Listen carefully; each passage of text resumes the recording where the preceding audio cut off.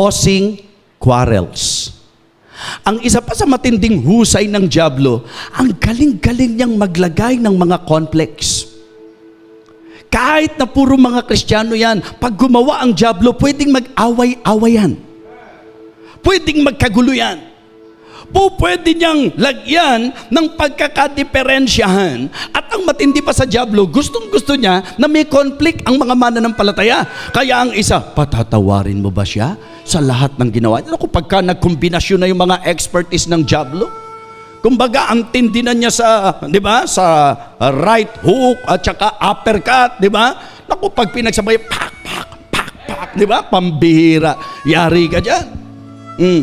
Di nakapaglagay na siya, nakapag-cause na siya ng quarrels. Tapos, ibabanat niya uli yung creating questions.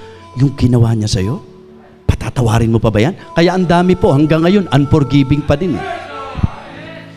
Ano ba talaga ang dahilan ng mga Kristiyano para hindi magpatawad? Hindi ba ang sabi po ng Biblia, forgiving one another even as God for Christ's sake hath forgiven you. Pero ang ilalagay niya, madali ba yung ginawa niya sa'yo? Ang bigat ng ginawa niya sa'yo Patatawarin mo ng ganun-ganun lang. Mag-isip-isip ka. Di ba? Ganyan ang matindi. Kukonvince ka pa Hindi dapat pinatatawad ng ganun lang yun. Patatawarin mo siya. Baka ulitin niya uli yan.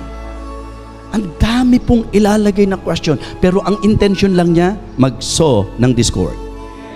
Division, conflict. Kaya kapag sa church natin, may kaguluhan, naku, gawa ni Satanas yan.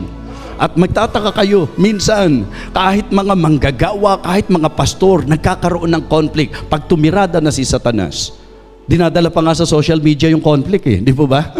Pati po yung mga members hindi na iningatan ng ibang mga pastor na nasasama pa sa mga ganyang-ganyang mga bagay po Tandaan nyo po, one of the expertise of the devil is to cause quarrels.